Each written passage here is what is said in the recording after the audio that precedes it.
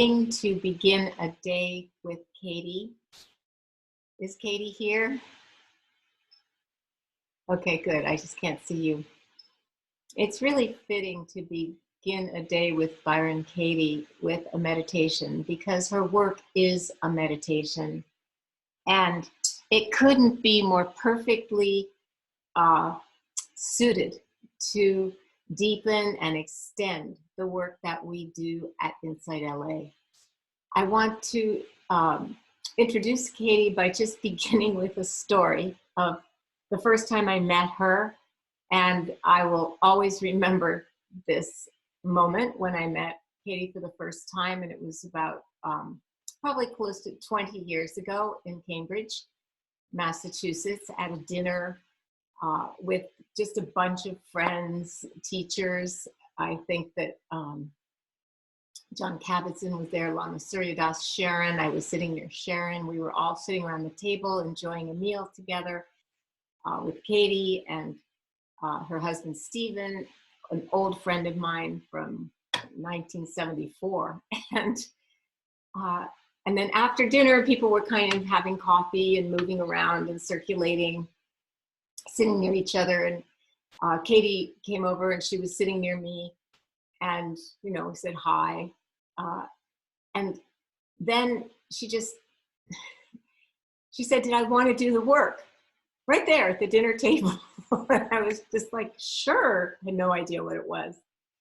And the work, what I wanted to work on was, I felt weird and guilty because I still loved the husband I had left almost a year before. And it was just very confusing to me. And so I sat with Katie, and right there, right in the restaurant, right at the dinner table, she took me through the questions. And by the end, it didn't take that long. I don't know, 15 minutes, 20 minutes, we were there together. By the end, I felt so happy. There was no barrier to the love. There was no reason to not feel that love. And we just sat there beaming at each other. So I'll always be grateful for that, Katie, and for that introduction to the work. And, you know, you can Google and read Katie's bio. She's a wonderful, fascinating history. But what I just wanted to say about this work, and that what I appreciate the most is that, you know, for study, for practice of meditation and of our own minds and hearts, for it to be transformative, it has to be disruptive. If we don't disrupt this momentum that perpetuates all of our ego stuff, fixations and attachments and patterns, we'll simply go on as usual. And as somebody in what I would call a later stage of life, I can vouch for that. It will go on as usual. Our patterns know us well, and they will continue. So there's actually no way to just keep doing what we're doing and expect that we can be open to transformation. And I feel like the kind of study and practice that Katie's work asks us to do and encourages us to do is really essential to disrupt our patterns, but also to give us the integrity, the feeling of wholeness, and of happiness that we need to keep going and keep doing the work and keep waking up. So I want to welcome you, Katie, and your generosity in offering a benefit for InsightLA. And I just want to tell you guys, tell all of you, excuse me, that Katie offered to do this benefit before the pandemic. It would have been totally understandable for her to reschedule or postpone, but instead here she is. And I'm very, very grateful to Katie. Thank you. Love you. And everybody have a wonderful day with Katie. Oh, my life. So, hello, everyone. All you dears out there here gathered together, all of us to drop deeply into ourselves and identify what moves us from presence, from the awareness of where we are, who we are, what we are. You know, the ego, the jokester. It's tricky. I've come to love it. You know, if love is the power and I love everything but the ego, not quite complete. So I've come to love the ego. It shows me what isn't, and it does its best to fool us. So let's, you know, in the interest of time, and thank you, Trudy, for that introduction, I think. and oh, it's such a privilege to be here with you. And I love supporting InsightLA and all your teachers there and your students. It's a treasure for our planet. So, bag of tricks. All of you that registered and printed out the I Complain About worksheet. This is a way. First, are there any questions out there? We can clear some of those away. If you have any questions, just raise your hands.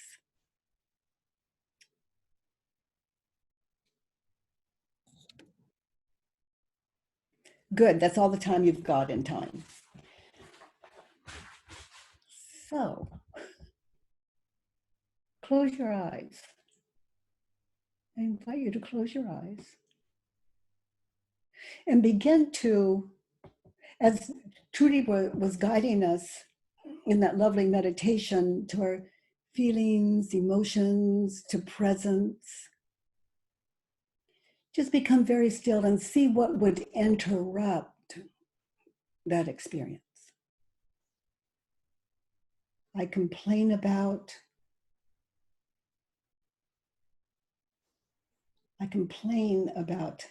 my friend because she lied to me.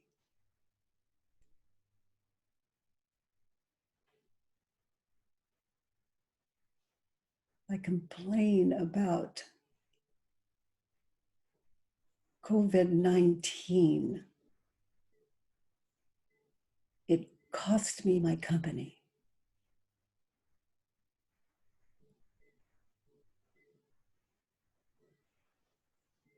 I complain about being in place because I'm stuck with all these people in the house.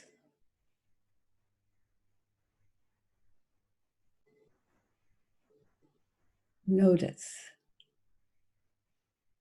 Get very still. Just follow the breath in and out. And notice what arises. What complaint arises.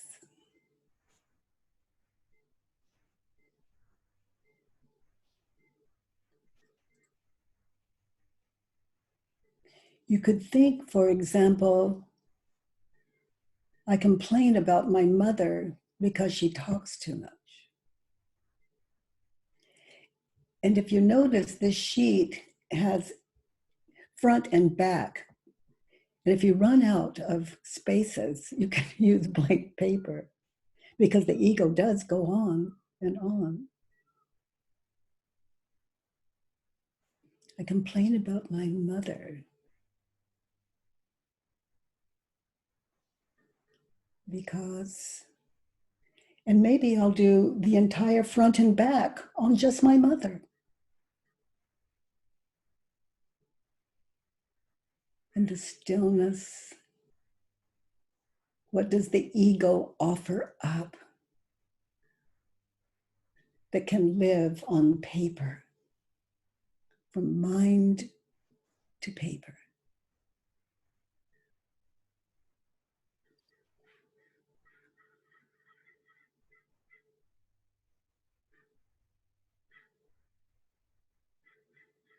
And continue. And notice how you might experience, oh, I can't write that down. Well, if you can think it, bring it into the world. Write it down on paper. I complained about blank because these are the things that go bump in the night and day. They keep us identified.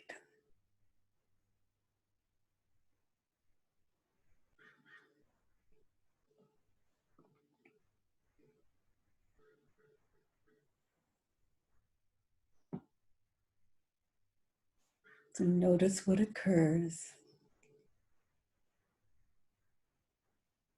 and begin to write it down on the I complain about worksheet.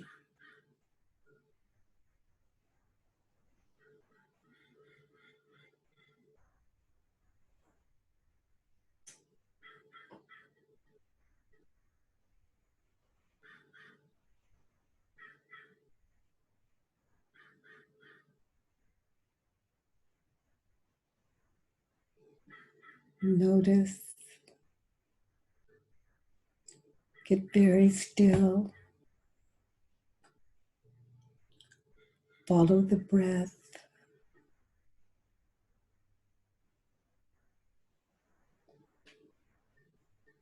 What would interrupt that attention on the breath? Notice.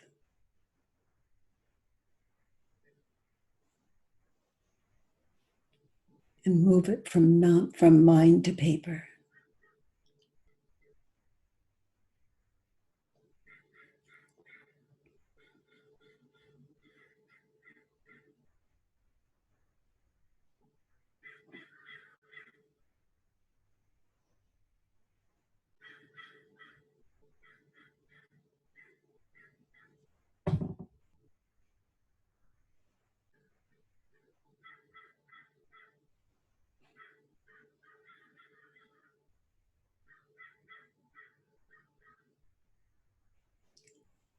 And where did your mind go when you heard me say, and where did your mind go? Was it here? Was it there? Notice any complaints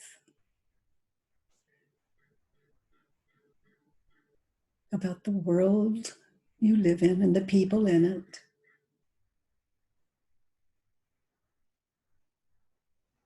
And move it from mind to paper. I complain about Stephen because.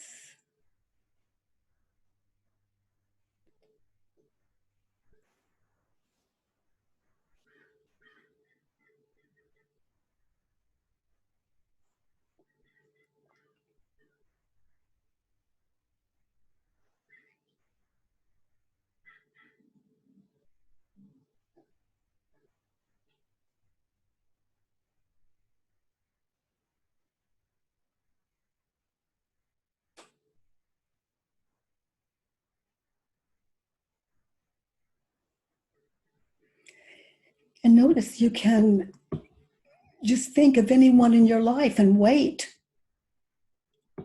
And your ego will offer up a complaint.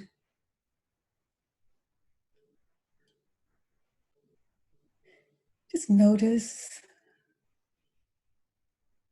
and move it from mind to paper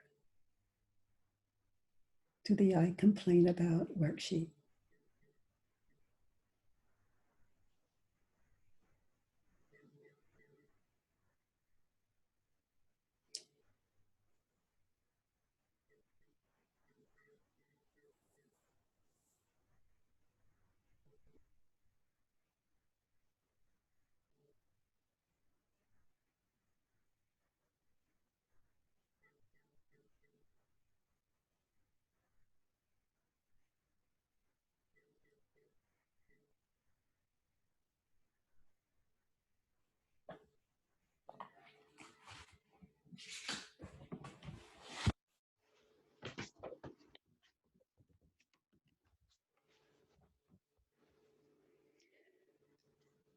So what was that exercise like for you? Who would share their experience? just raise your hands, and I think that it's Patri that will respond to you. Patri or Mary?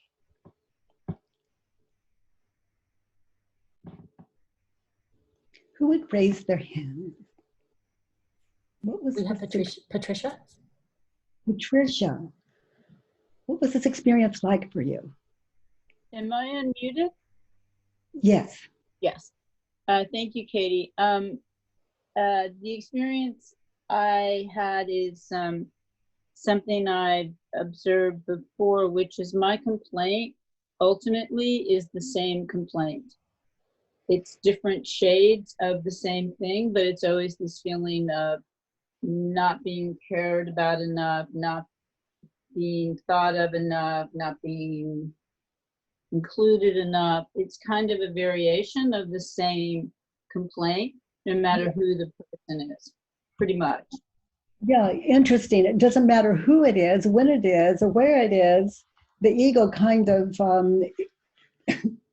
you've said it very well. So what did you write down as an example of what you're sharing? Well, actually, I wrote, I complain about everyone because I think they don't care about me enough, or want to be with me enough, or think about me enough, or appreciate me enough. So it was just because it always is some variation of that.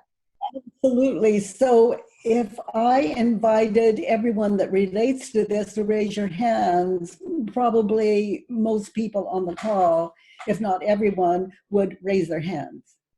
So there are no new stressful thoughts in the world. They're all recycled in every language in the world, and they're all about what you're describing. So, so let's look at that. Are you familiar with the 4 questions and in the work? Years ago, I read your 4 questions, and to be honest, I remember feeling twisted mentally and trying to figure them out. It was like, I remember there was a simplicity that tripped me up. Yeah. So that makes sense? Yeah, it does. It does. So people don't care enough about you.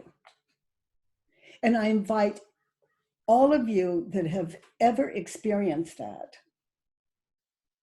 to sit in this inquiry with us. People don't care about you enough. Okay, so close your eyes, and we're going to contemplate this idea, get really still in it. And ask yourself, is it true? People don't care about me enough. Get personal with it. Is it true? Now, there are only 4 questions, and the first 2, the answer is 1 syllable. It's either yes or no. And the ego it tends to want to talk about it, defend its answer, think about it. But we're going to drop in and just contemplate what is my own personal experience with that, and see what it shows us. People don't care about me enough. Is it true?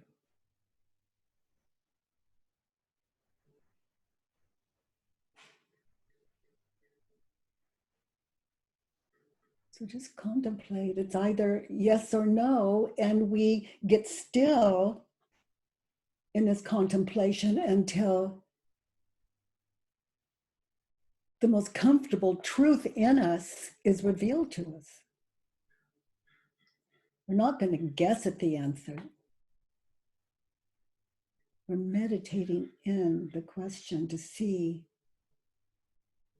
what is true, and then going underneath that and underneath that and underneath that until we are comfortable in the yes or no without being invested in a yes or a no, just to see what shows up. People don't care about you enough, is it true? And I'll ask the second question.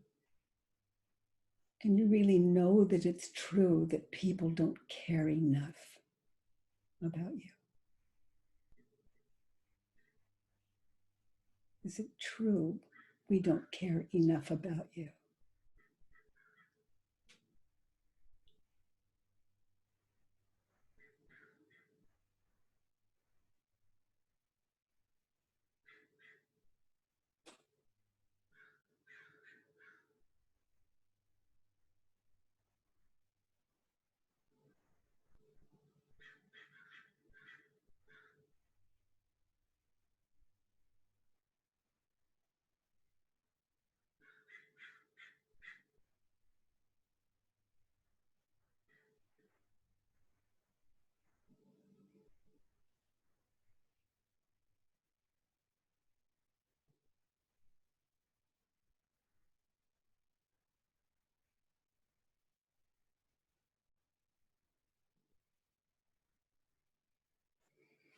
A lot of you may be thinking,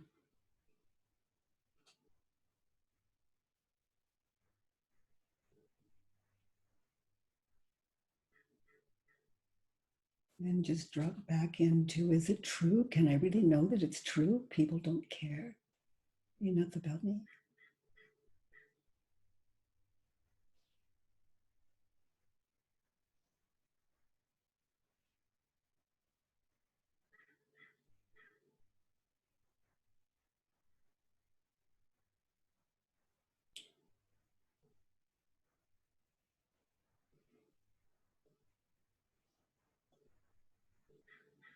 What are you noticing, Patricia?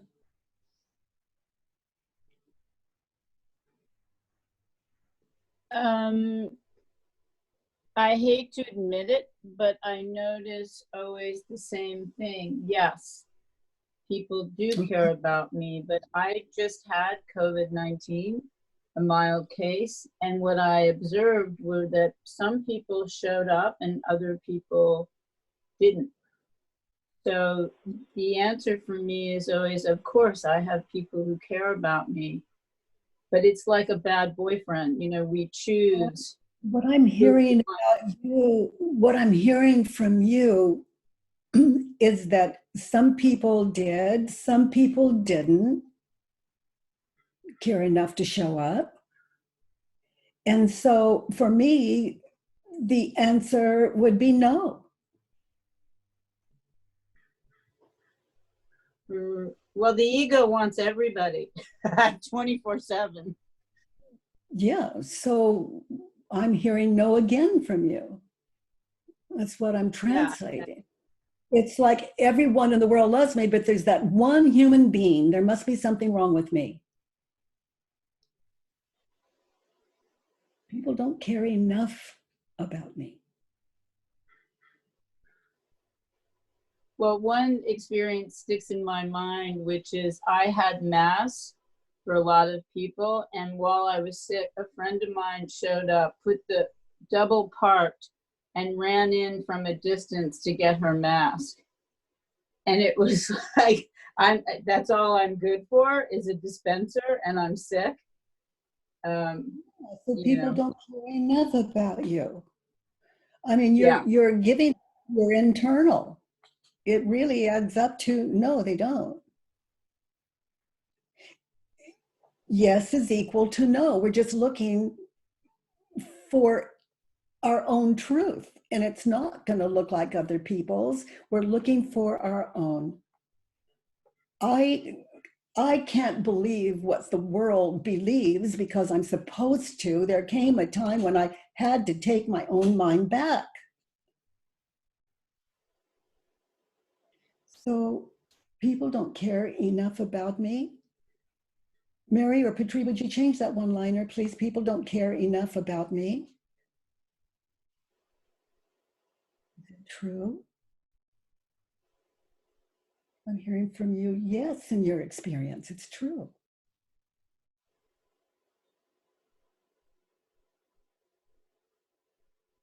Yes or no? One is not more powerful than the other. I just want to know the truth, my own. Now, the third question of 4. Close your eyes. I invite you all to do that. Some of you are at a yes, some of you are at a no.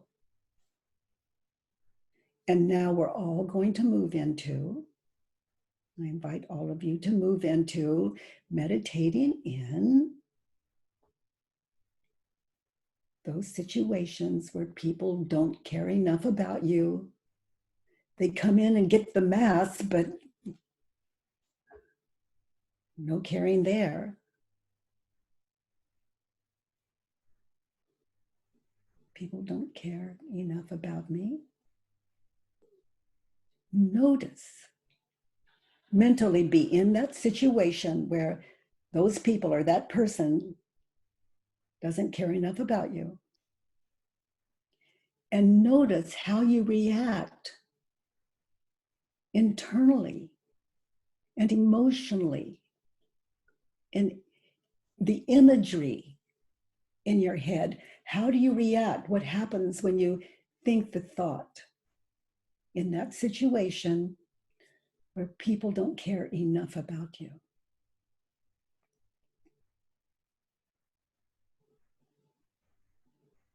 All of you out there, find the situation where someone doesn't care enough about you or people, and notice how you react emotionally, what happens visually in your mind's eye when you think the thought.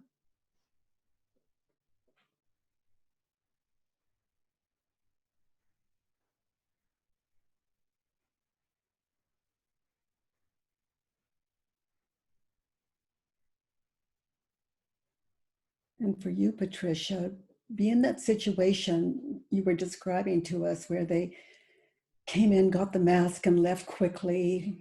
No really concern for you. No, not a lot of gratitude.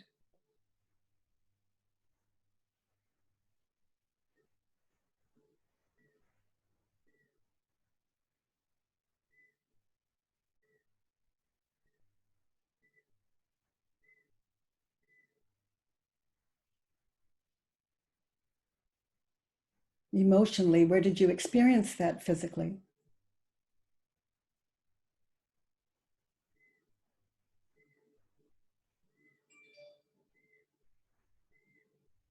I always convince myself that it's not so bad, or that that I'm, unlovable is a big word, but that I'm just not important enough to, have that time. I mean, I understand keeping a distance and all of that, and it's very scary when someone's sick with this. But what happened for me when in that meditation is I will very quickly decide that I'll wipe it away. It's my problem to solve. So you dismiss it, and emotionally, how does that feel? You justify it, you dismiss it. Emotionally, how does it hurt? I feel hurt. Okay, and I where won't do you recognize it? And where do you feel it in my body? So let's recognize in my stomach. Patricia, let's recognize it now. Close your eyes. And notice physically how you react when you believe the thought, people don't care enough about me. And you're trying to justify it. That's how you react. You justify it, attempt to. And where do you feel that physically as you see the image of them coming in to get the mask and leaving? I think in my stomach, and I feel angry, but I think I sort of push that feeling of anger away.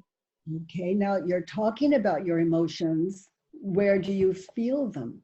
In your tummy. So now just be with that. Isn't that enough? Just be with it. It's not an enemy, it's an emotion. We fear our emotions. Emotions have a right to life.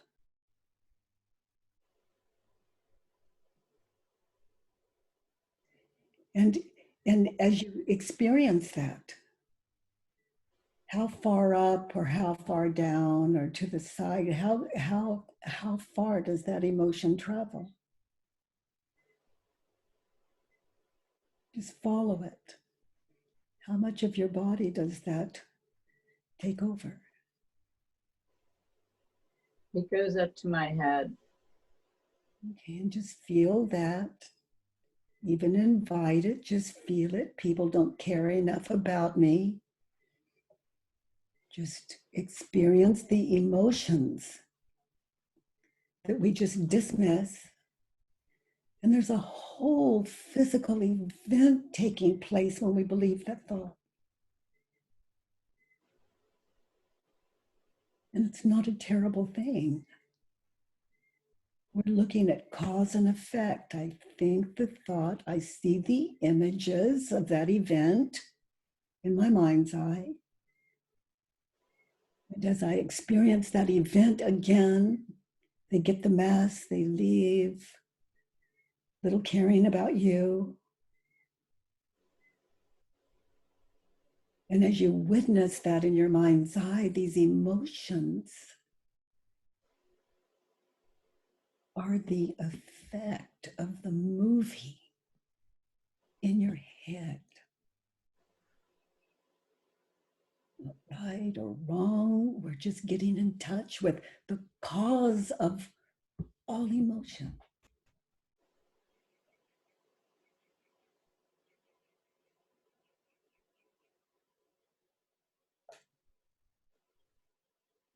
So Patricia, who would you be right here, right now?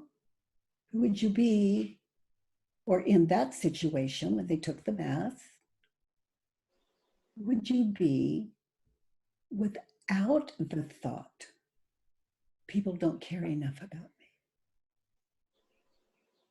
You can keep the thought, just see it like a post-it we put on the refrigerator. Just who would you be without that? Without the thought, without the movie in your head going on of she doesn't care enough.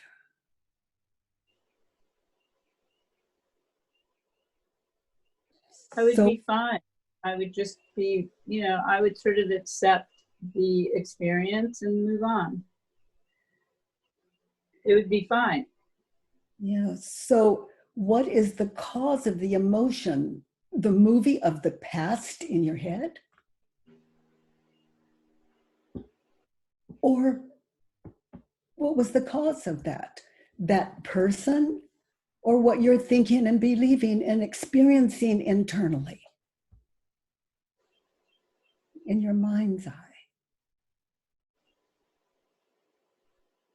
Yeah, it's the latter. This person I know cares about me. So people don't care enough about me. Turn it around. Can you find an opposite? The work is 4 questions, and then we flip them to opposites.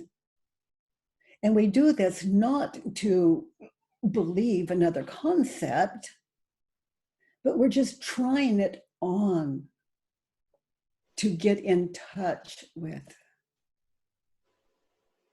ourselves as we experience ourselves. People don't care enough about me. What is the opposite?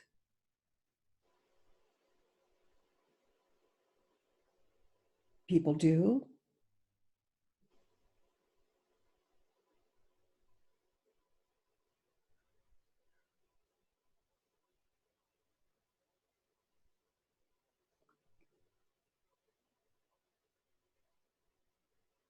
Are you asking me?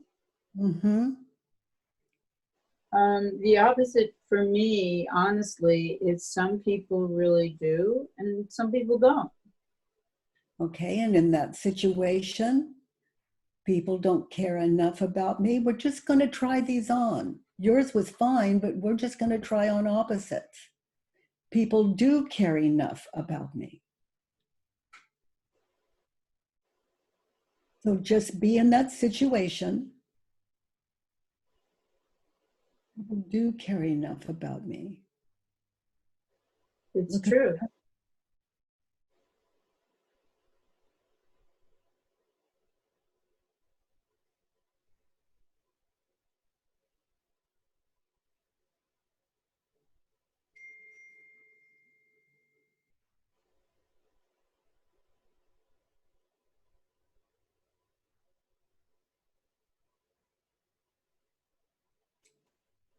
I see another turnaround. Would you like to hear it?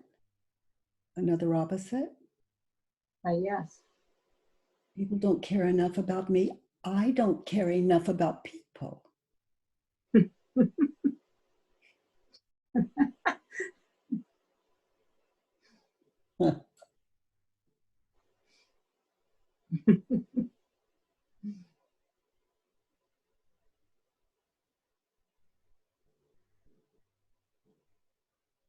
What does that mean? Well, in that situation, did you invite her to come in and have tea? Did you invite her or invite her to come, that you had a mask if she wanted it? Did you invite her No, to visit? no, I took care of her by respecting her, keeping her distance. And this is someone who offered to go food shopping for me. So I chose a different thought. I didn't choose the thought of someone who offered to go shopping. I chose the thought of someone who double parked, came and got the mask and left. But Okay. the truth is this is the same person who offered to go shopping for me in another experience. Very good. So so you were there to give away the mask. The person came, you gave her the mask. And she And went yeah. So people do care enough about me. I Yeah. I was offering something. They cared enough about you to come get that something. Right. You know, these But are just these my turnaround. mind focuses on the experience where it doesn't feel enough. Well, we all witness that, and we witness there is a cause for suffering. We'll all agree there's suffering in the world, but there's a cause for suffering, and it's not other people and what they say or do. The cause of suffering you've identified on this I complain about worksheet. So in any given situation, if you don't like it, or you're offended or hurt, you can, everyone on this call, you can go back to that situation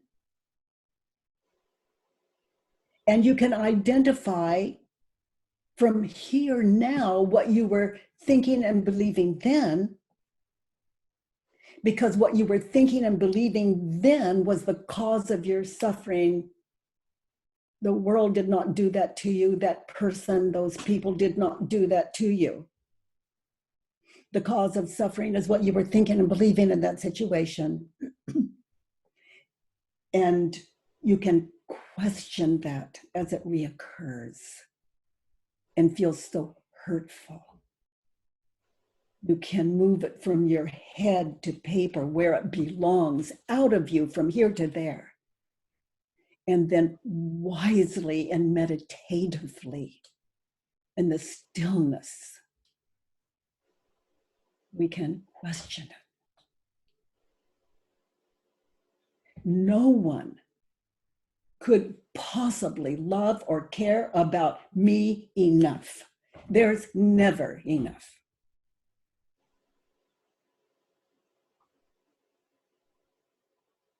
People don't care enough about me. I don't care enough about people. So who, I can't change the world, but I can look to myself.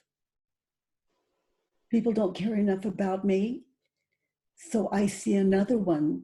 Patricia, would you like to hear it? Sure. I don't care enough about me.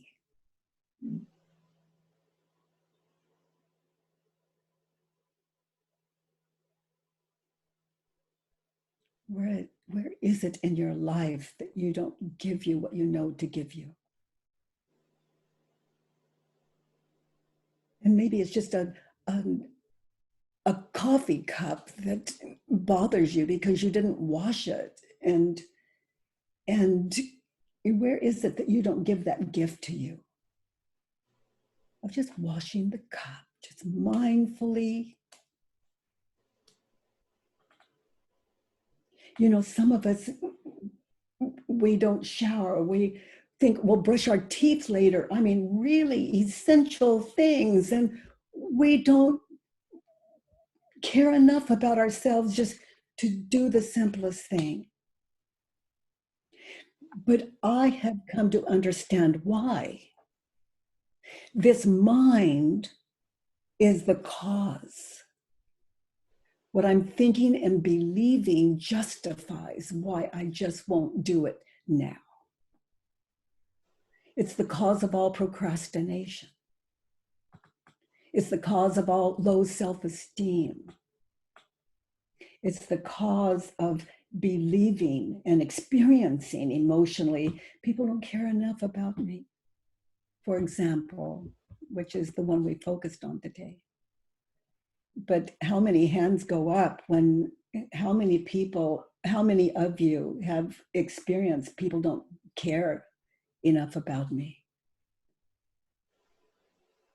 It's universal. And I love that it ends with you, Patricia, and those of us on the call. And, I could go on and on. People don't care enough about me. How can they? How could people care enough about me when I consider what they're thinking and believing? How could they?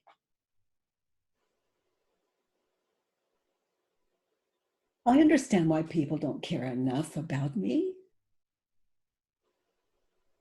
They're believing their thoughts. Does that make them guilty? No. It's a happening. But in my life, and in the lives of all of us, we can question what we're believing about the world, the people in it, individuals, and put our thoughts on paper and get still, get present, and just witness what arises as we sit in these 4 questions and turnarounds. And Patricia, thank you.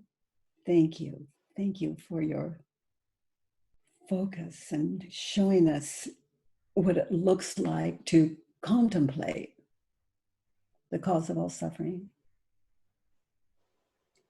Thank you. Thank you. Can I ask you one question? You said cause of why we don't wash our clothes or take a shower or do something. Mind is cause, life is the effect. But the mind, when the mind says, what is the mind usually saying to not do those things? I don't matter. It doesn't matter. Taking care of myself does. Like, what is the thought? Well, those are good ones. Those will keep you. I would say if I believe those as they arose in my head, I'd be depressed and back in bed again. I spent a lot of time so depressed. Breathing was, I'd rather be dead than breathe another breath. I just don't want anyone to ever suffer that kind of I thought the world was doing it to me, and then, you know, I see now it was all self-inflicted, and I was innocent. I wasn't thinking on purpose. Mind happens. It is necessary that mind happens so that the ego can appear to exist, and it is terrified for the end of its life because mind is not physical. So of course the ego would be terrified of losing its life. It's not about I. The ego doesn't sleep. So it's to understand the ego is to experience the greatest love affair a human being can experience. It's where you dance and everything you experience is heaven. Earth understood. So what do you do if you're really like a CIA agent? Because I know your question is it true? And you go back and you ask yourself that. Well, I meditate on it. I meditate in it. Is it true? I'm asking me. And this is where this is the beginning, the middle, and the end. This is my life. But what if you're really good at pulling evidence to prove your question of yes or no? What if you're like a CIA agent and you can quickly go back and find other experiences with that person getting the mask that prove that your answer is true if you are committed to the answer being no one cares enough about me? I would do that by staying in one situation at a time. To identify a situation and just be at home there as I sit in these questions. And then if I have all these other things like an agent, I would do one situation at a time, because I'm really just looking at the cause of my suffering. How I react when I believe the thought and what happens. Thank you, Patricia. Thank you. Yeah, privileged to meet you. So anyone else have a complaint that you would like to share with us? We have Adi. Adi? Hi, Adi. Oh, Hi. yeah. Namaste. Namaste. What does namaste mean? Guess recognizing the higher self in the other. It would take one to know one in that case. Right, right. Yeah. Oh, thank you, Adi. So what is your complaint? So my complaint is I complain about the voice in my head. It keeps chattering. It goes on, does not stop. Most of the time it's negative, random, rushed, critical of me and others. So the voice in your head is, that was quite a list. I complain about the voice in my head because it never stops. Yes, voice in my head continues chattering. Again? The voice in my head Never stops chattering. never stops chattering. Yes. Okay. So just feel that, all of you, just experience it. Is the voice in your head, does it just never stop chattering? Just takes up all the space. So the voice in your head never stops chattering, Adi. Is it true? So you can keep your eyes closed through this whole session if you'd like. It never stops chattering. Is it true? Contemplate that.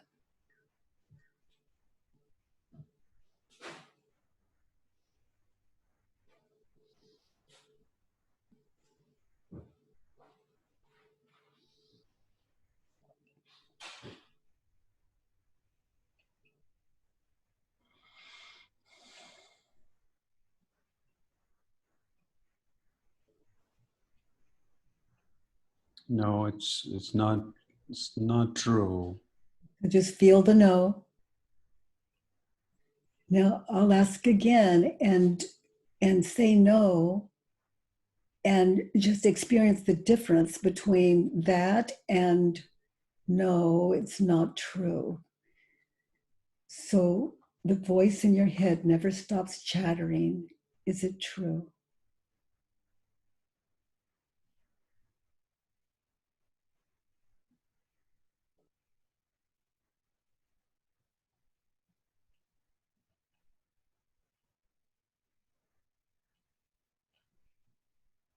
Just feel the no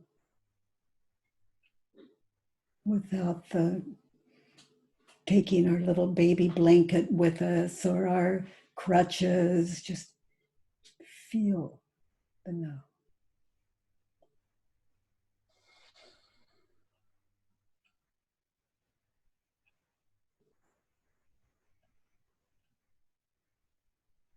You feel the difference? Mm-hmm. Yeah, we allow it to drop in. It's like it's a shift of identity, and it deserves the space to experience itself as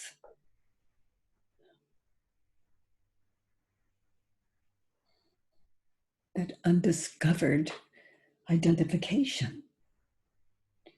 The voice in my head never stops chattering. Is it true? No. Mm-hmm. You saw the evidence, Audie? You experienced the evidence? Momentarily. That's it.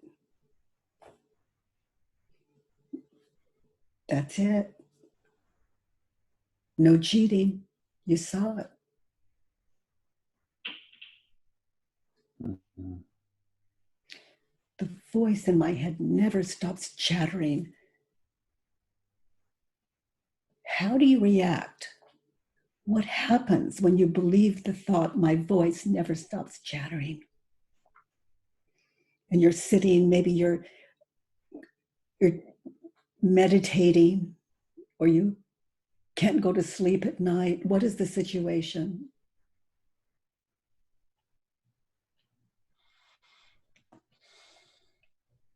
When I believe the thought that the voice in my head never stops chattering, I create even more chatter. I add more to it. Why doesn't it stop? Why? I get frustrated, and I accelerate the chatter even more. And then feel what that feels like.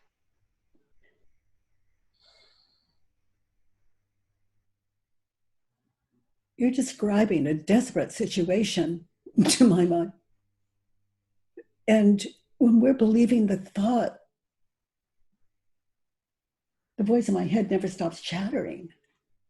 It goes against what's true, and feel the emotions, what's true for you. And physically get in touch with the emotions that happen. And where you feel them. And I feel my breathing is faster, is shallower. I feel anxiety in my chest, upper chest. I feel my throat is constricted. I just feel that. You know, the ego is an interesting concept.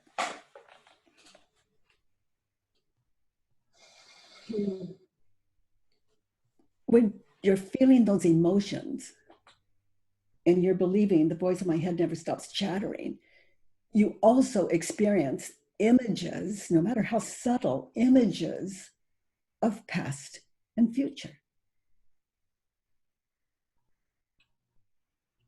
it's like we see those images in our head, and then we believe that the voice never stops chattering. And that's what creates the ego and false I identification. What images do you see when you think the thought, the voice in my head never stops chattering? You see you in the past when it was chatter, chatter, chatter. You in the future where it's always going to be that way.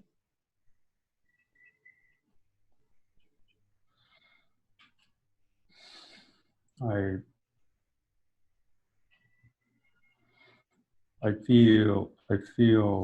see, if I could summarize the image, I see it as helplessness, because it's something I know that's not helping me, and yet it's somehow being perpetuated. So I feel it feels, I experience helplessness. Yeah, you in the past, chatter, chatter, trying to stop it. You in the future where it's not going to change. And then we go to what kind of drug can I take to stop it or slow it down? How can I escape this? You see those images of you past, you future, in that torture chamber.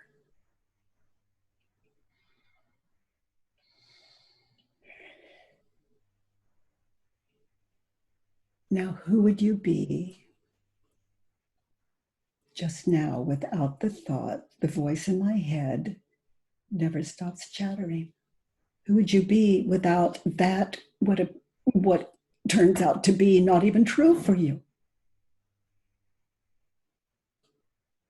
Who would you be without the thought, the voice in my head never stops chattering? Who are you? What are you without that?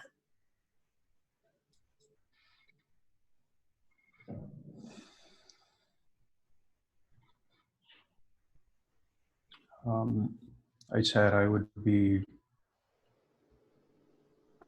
just be more calm. I might not be happy, but I won't be sad either. I would be more present. I have a word for you, patient. Mm-hmm.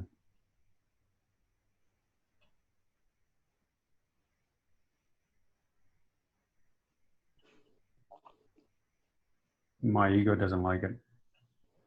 I saw that smile.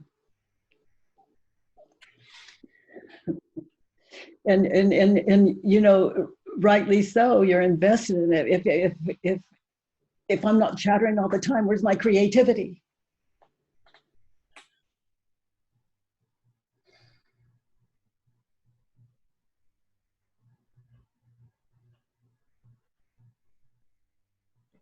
What happens to that? And I can tell you from experience that wisdom is allowed space in the presence of truth. Wisdom outruns, and the creative, wise mind, they're synonymous, that outruns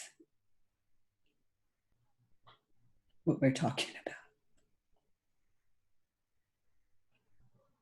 Effortless, it's a given. The opposite of chatter, it's experiencing, knowing, knowledge.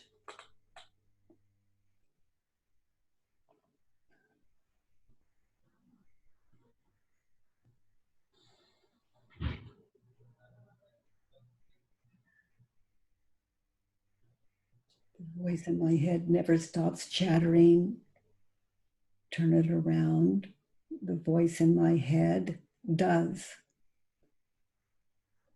Stop chattering.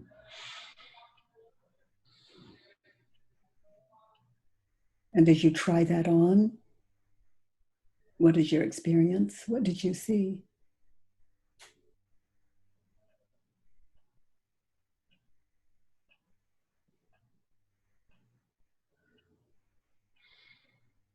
just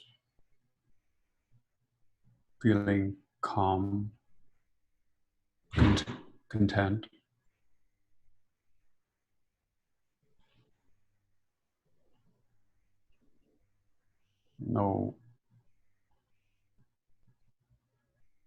No expectations, or feeling free, feeling expanded, not feeling that torture in my head all the time, wanting to control it, wanting to stop it. So the opposite is I feel free, neither good nor bad. it just is. It just feels like I just feel free. The voice in my head does stop chattering. I saw that moment. There could be another one that I've missed if I've missed that. And that. And Audie, my precious.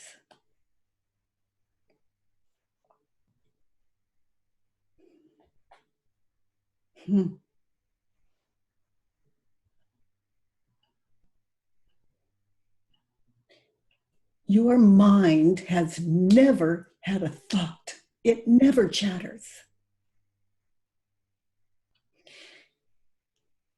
When you have the thought, my mind never stops chattering, and you believe that, it would imply it's always been that way. That's how powerful the ego is, and you have no proof other than the illusion of, oh, I chattered here and I chattered there and I couldn't sleep here and I would, and my mind's driving me crazy in the past. That you in the past, is that imagination? Or is that you? I see me at breakfast this morning. That's me. I see me at breakfast. And Stephen would say, yeah, we had breakfast this morning, honey, but I've got to know something more than that. His is his. I have no proof other than this.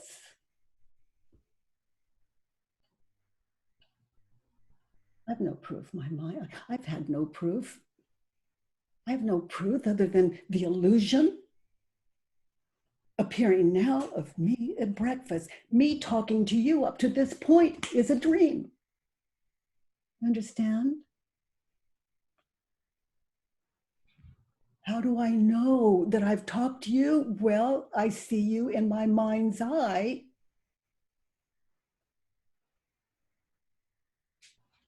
In the past. And like a child, I think that nothing I can take out, I mean, that's imagination. And I invite all of you, I'll put it this way. Can you imagine a world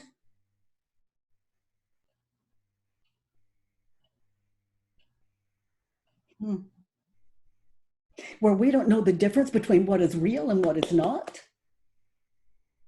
At breakfast, it's pure imagination. I can't take me out and put me on the palm of my hand and talk to me. It's air. It's not even air, it's imagination. Ego. And I love the word ego. It gives me life. I don't care if it's imagined or not. Do I love it? Do I love it? I love what is brilliant. And the ego is brilliant. There's really only one power in the world, and we can name it love. It's kinder.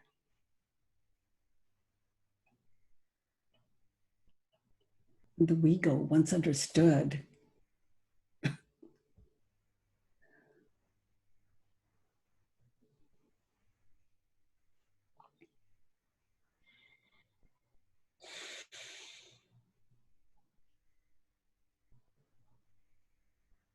Did you just take a deep breath?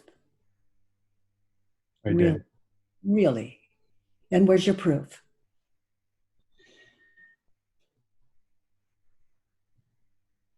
Imagine. In my Mhm.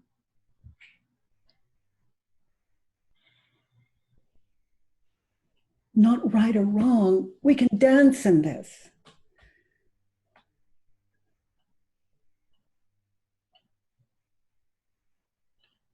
If you love everything you think, do you mind the chatter?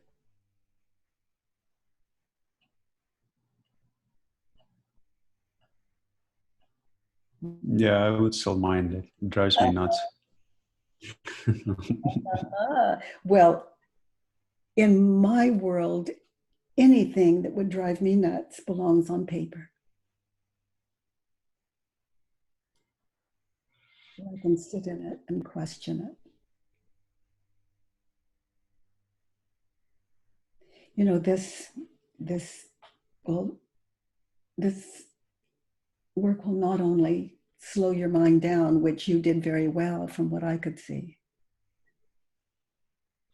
but it will, you can fall in love with the mind. And this work really is the love affair with the mind. It's not an enemy. I questioned enough thoughts, Adi, that I have found the true love affair with the self. It's where my mind can actually just rest in itself. It's a deep understanding, but I don't call it the work for nothing. And for me, I believe my thoughts or I question them. There was no other choice. And once that question, is it true? Once I use that enough in this practice that we're sitting in, it became like a kind of mechanism, like a kind of thing that met every thought. You know, it's silent. No matter what thought comes in, this practice will, it's met with, is it true? And this practice of meditating and that becomes automatic. And it is a practice.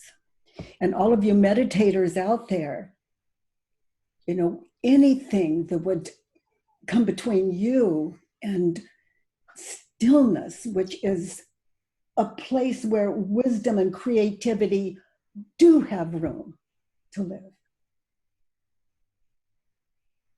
without hindrance, just flowing like water.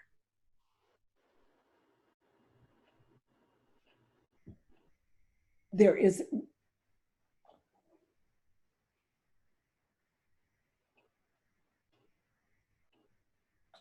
room for what matters. Thank you, Adi. Yeah, thank you. You are welcome. I would question anything that would interrupt sanity. Thank you. Okay, so any questions or anyone have their hand up to, let me see.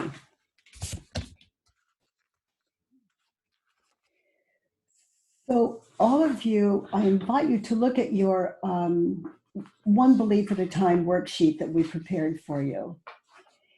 One Belief at a Time worksheet.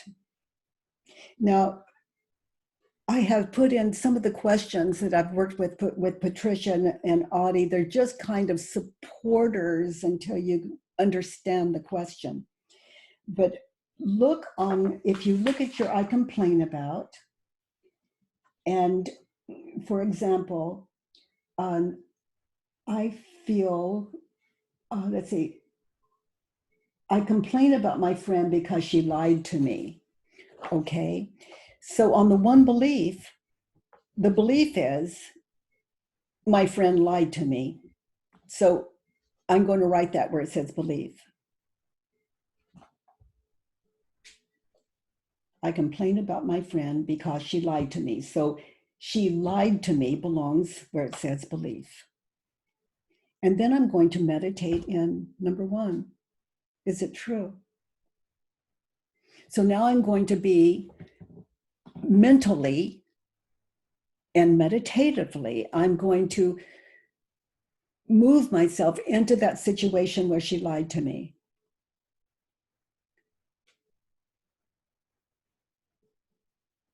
We were in the kitchen. She said she had made this recipe several times before, and we bought all the ingredients, and it turned out, no, she hadn't. She had never done that before, and I had gone to so much work.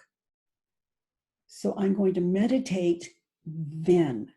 I'm going to anchor there all the way through 4 questions and turn around. So she lied to me. Is it true?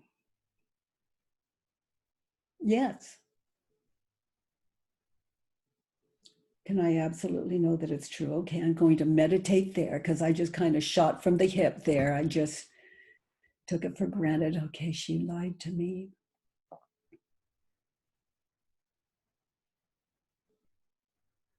I see the 2 of us together. I see how clumsy she is. I see her justifying. I see that in my mind's eye. Yes. So my answer to the first 2 questions is yes. I didn't just believe it. I really tested it. I have to be there now. It doesn't matter if it was 10 years ago. I have to be there now because the truth is going to be shown to me if I allow the truth to meet the question. So I'm in the kitchen with her, double checking. Yes, it's true. She lied to me. So how do I react? How did I react in that situation with her? What happened when I believed the thought she lied to me? I became condescending. I let her know that without telling her that I knew she'd never done it before, through my attitude, the expressions on my face. So I can see I became very stoic and structured, mean, unkind, aggressive.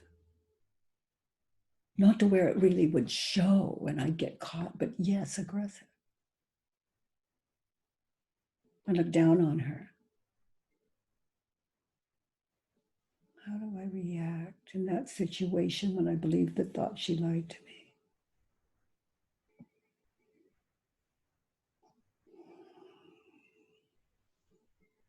In that situation, what images of past and future did I see when I believed the thought? Okay, I'm in the kitchen. The 2 of us are there. All the ingredients in the bowl we're mixing in.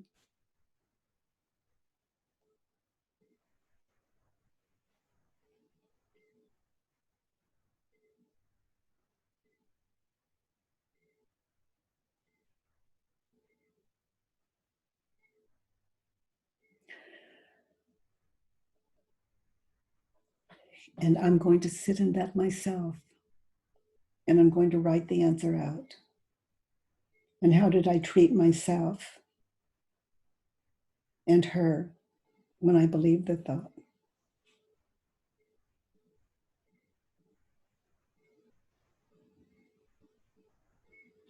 I felt guilty.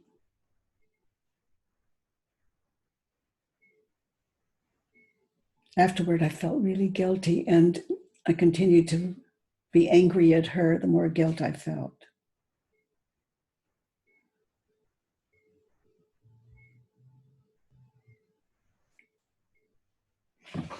And then I'm going to go to the back of the worksheet when I feel complete there and be in that kitchen with her now.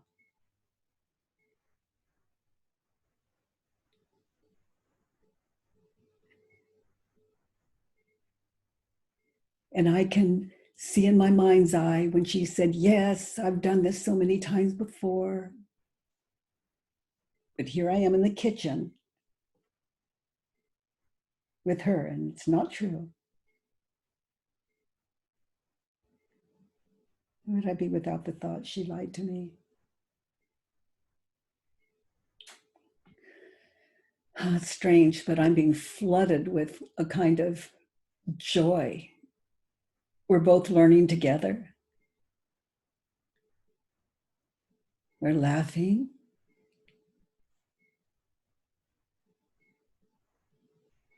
I'm connected. I find the things she can't do, I can, and the things I can't do, she can. I see it.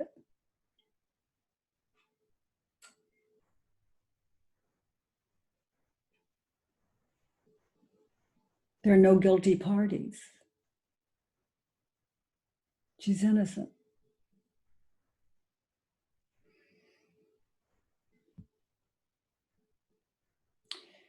Turned around. She lied to me. I lied to her.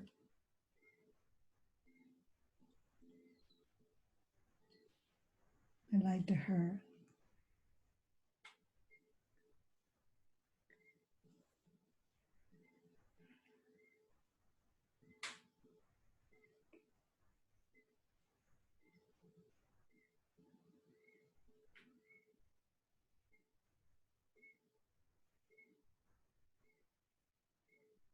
Yeah, I was letting her know without saying so that I know she lied.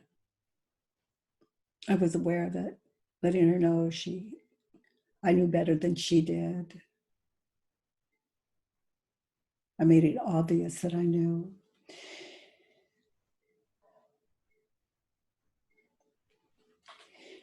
You know, I did not pick the best example, the best complaint, but it is the one I picked.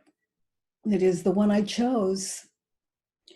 And when I say or do anything that causes me guilt,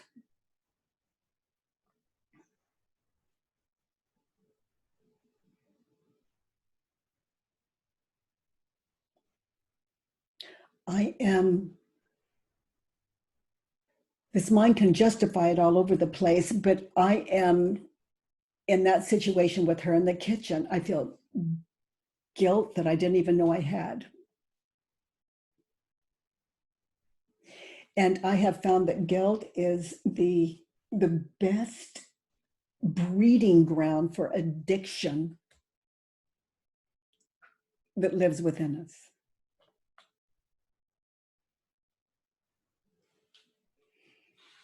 We don't know what to do with guilt. We don't even but blame other people sometimes. And it's such it attacks our identity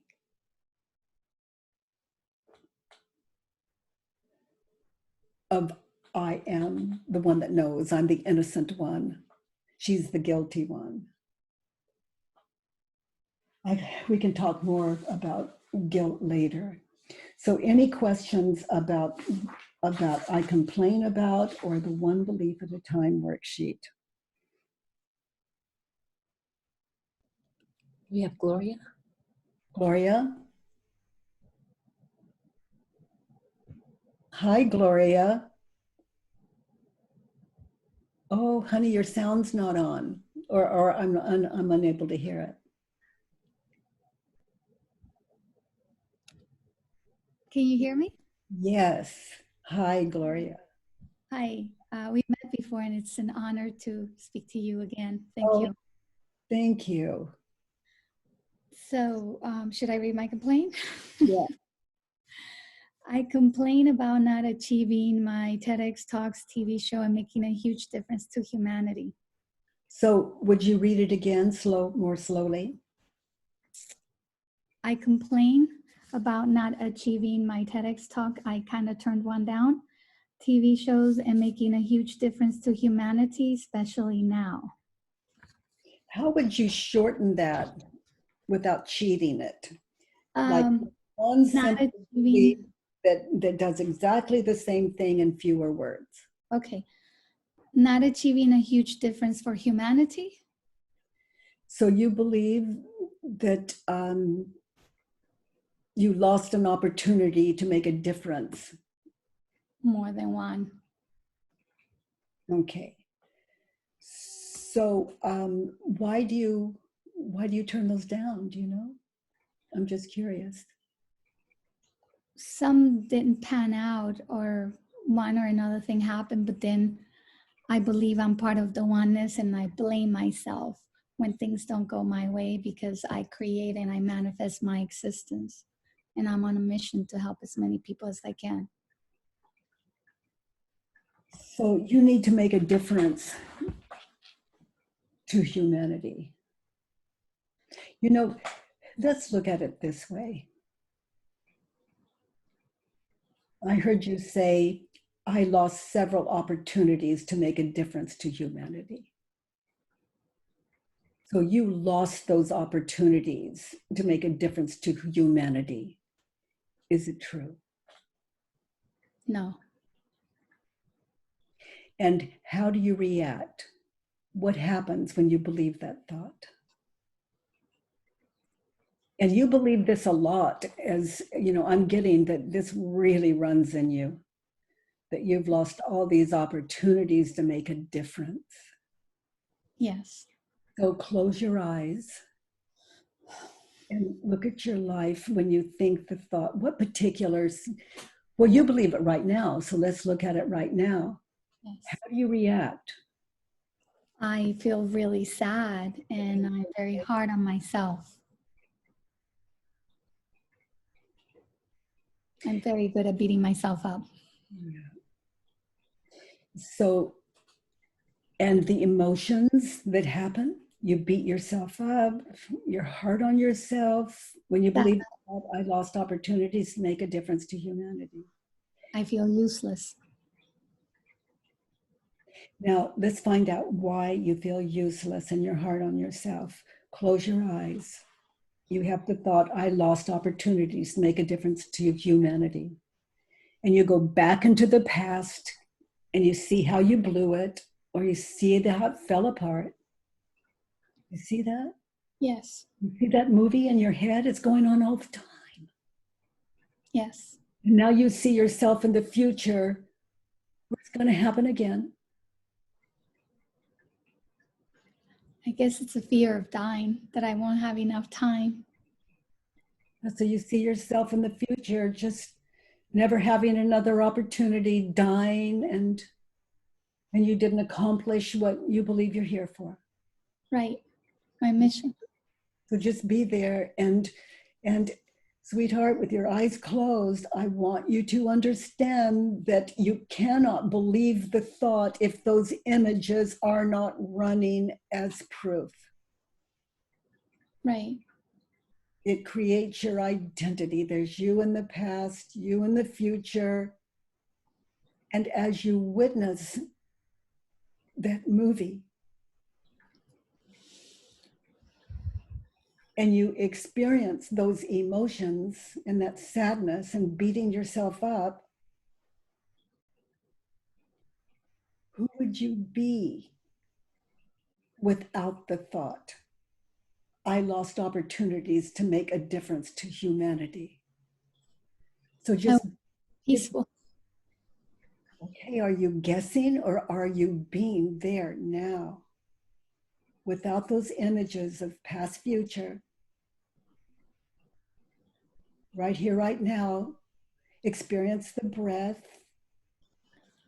You do nothing for that. It's a given. It comes in and out. Free.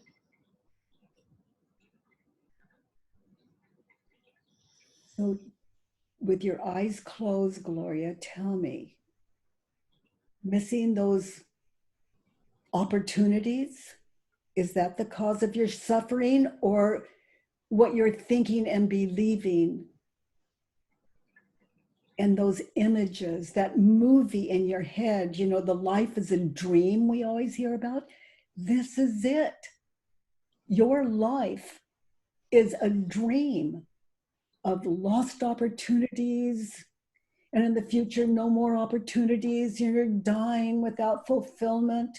You see that movie? Yes. Now, is that fantasy or reality right here, right now, you're witnessing? Right here, right now, it's fantasy. It's a dream that may never, it's not real. No, just open your eyes and look around the room. Just look around the room. No lost opportunities. Don't miss this. This is how you make a difference to humanity. To be here now, out of regret and out of fear. That's how you make the difference to humanity. I do this with the person I meet on the street. I do this with my children, my grandchildren. That's how I make a difference. With my husband, the ones we live with, make a difference there. It's like, how can I make a difference for humanity if I can't make a difference in my own life? From here, right now, without applause or people pointing to me and saying, you this and you, it can't touch me. It can't touch me if I'm not free. It means nothing. Yeah. I am making a difference to humanity. My world, not your world or his world or her world, their world. My world. I love my world. There's no envy, jealousy, corruption, nothing I'm not at home with, because my life is a match to my heart. I'm making a difference to humanity. No one ever has to know I exist. And I can tell you truly, other than what you think and believe about me, I don't exist. And it's the same from here. What I think and believe about you is the Gloria I know. If I don't love you, I look to me. I identify what I'm thinking and believing about you, and I question it until I am at home. And I think of you. I'm connected. I care. As a humane being, making a difference in my life. And then when I see you, as we say, in person, what I'm thinking about, believing about you before I see you is what I'm going to put on you then. Connected from here connects me in what we call there. But you're my same Gloria. We make, or I say we can make a difference in humanity just by being in touch with our true nature, with our own true nature. I am not the one to make a difference in the world. I just make a difference in my world. And that makes a difference in the world, my precious. Notice how you react when you believe the thought. You feel like a failure.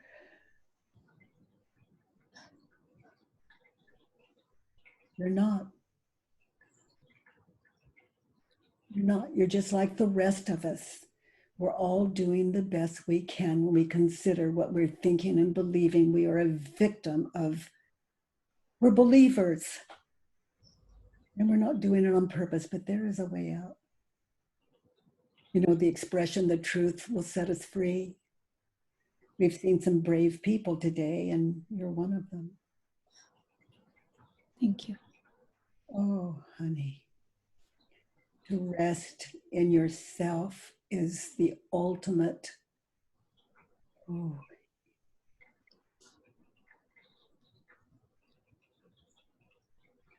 A match to your beautiful mind. You can't fail at this.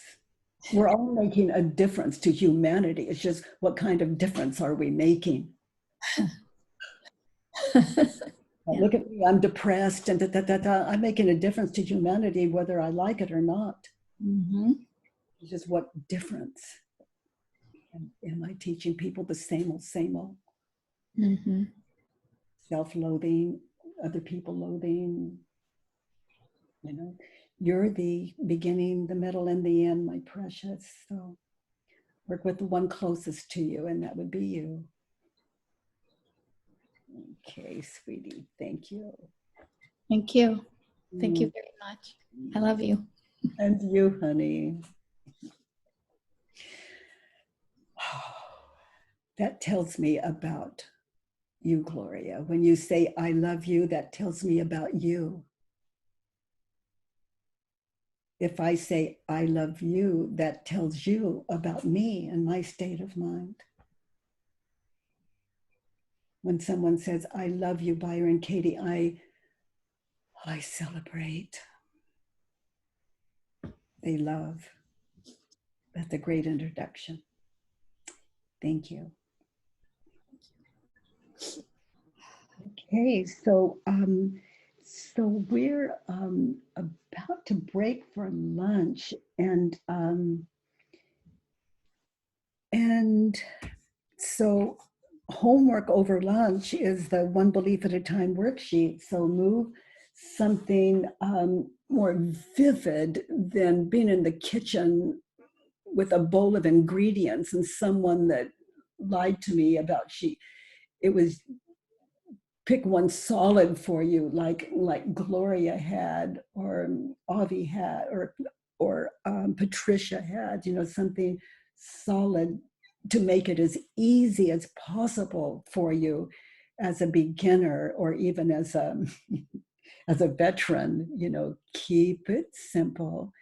And any other hand up? We have 7 minutes, as we say. In who? Greet. Greet. Hi, honey. So, Crete, where are you, honey? Where in the world are you? I'm in Brussels. Brussels. Ah, kiss the ground you walk on. I love Brussels. Mm-hmm. Okay, so I complain about, what is your complaint? What Or I have question. is, yeah, my question is, I have difficulties with every person in my surroundings that speaks negatively, that complains all the time about things they cannot change.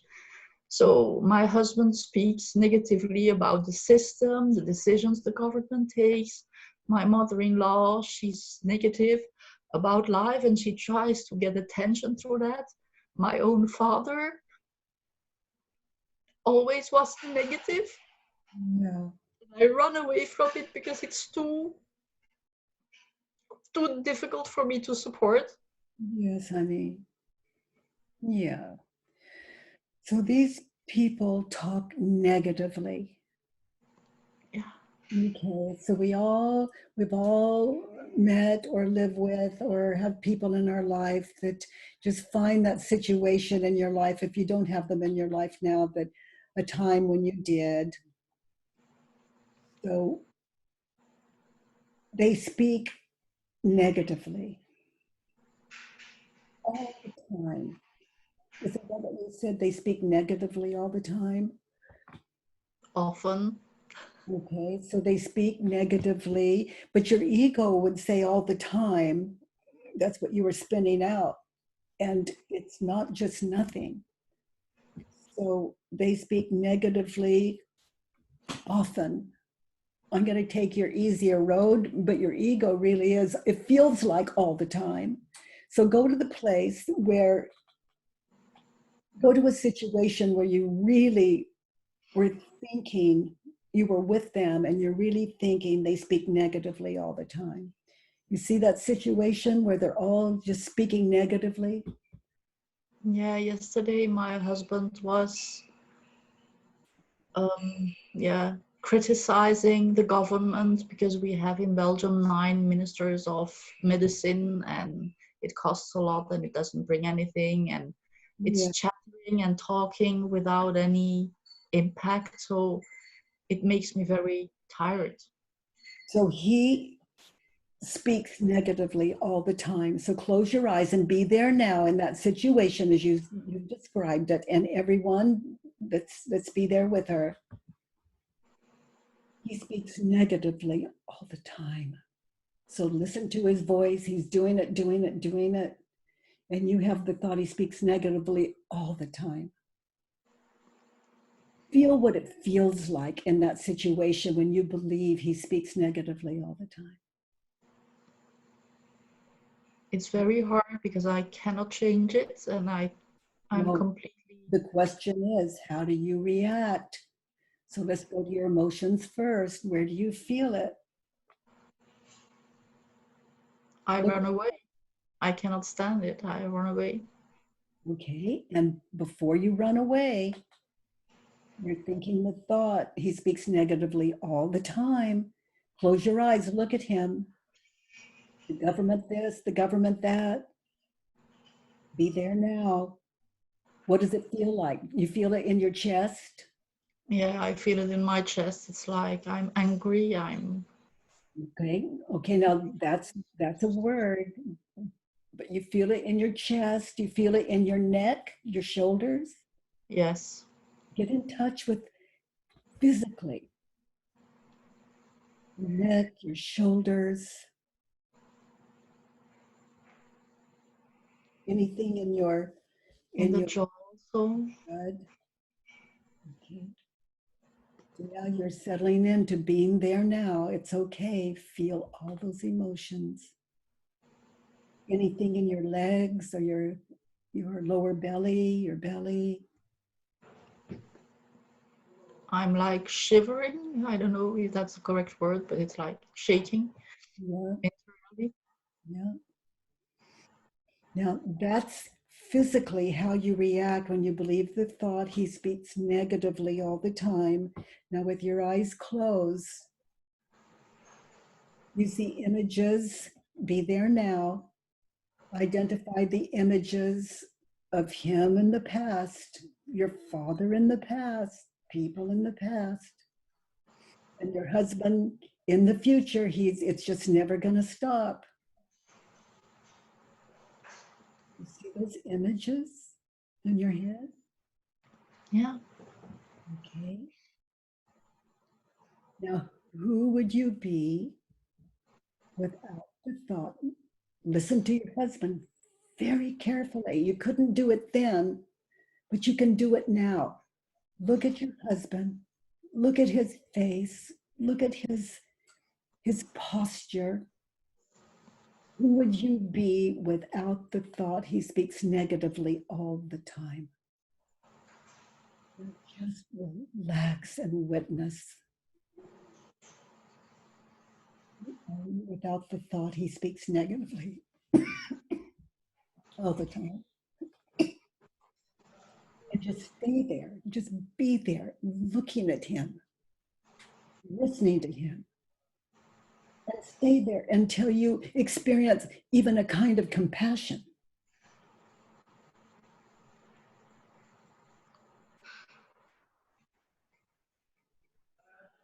Just listen. Look at him.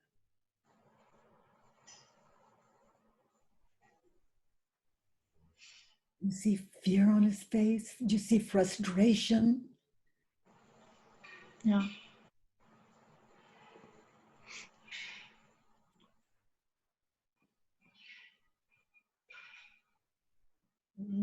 Without the thought, he speaks negatively all the time. Are you connected? I have difficulties to bypass that because it's as if this all the time stays and sticks. Yeah, I don't call it the work for nothing. But just in that situation,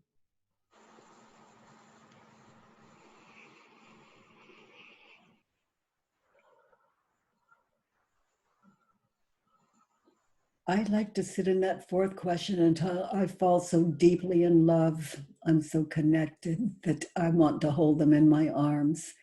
And it doesn't mean that I do. Because just to experience the emotions in that state of love is enough to deal with. It is being in touch with your true nature.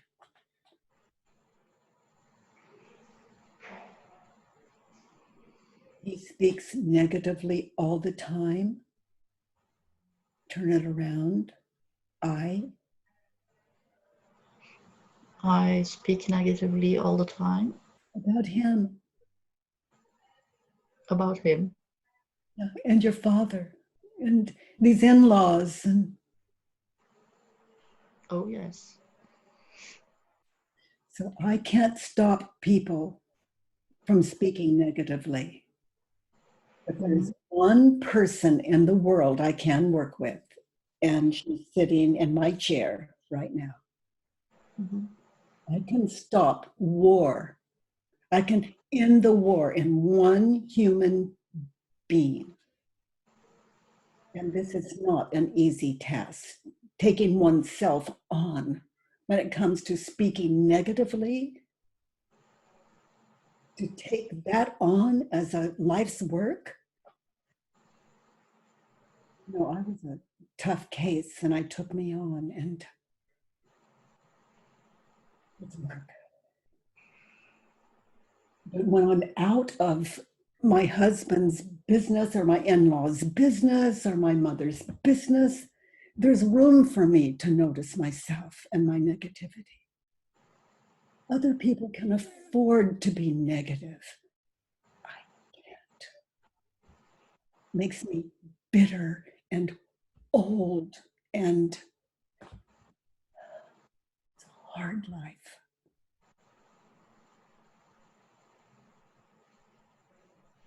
He speaks negatively all the time. I speak negatively all the time. Negatively all the time. Is it true? Not all the time. Sometimes they're actually sleeping.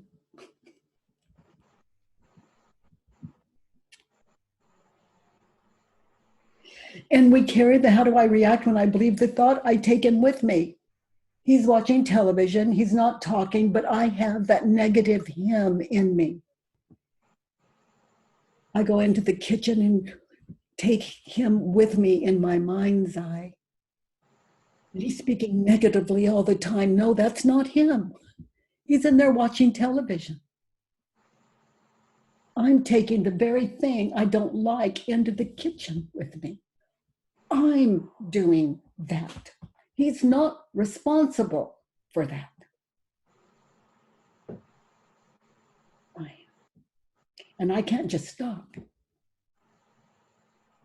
I have to go so deeply into it that I'm inviting all of you to do that. We're running, it says 3 minutes late, to step into this one belief at a time worksheet and get a feel for it. Because this afternoon, we're going to move into a full worksheet, and it's incredible to sit in one of these. And I'd love that you be prepared for it with our homework over lunch. And Thank you. thank you. And thank all of you for sitting in yourselves and focusing on what matters. And the cause of all suffering is what I'm thinking and believing about me, about you, about the world. So bon appetit.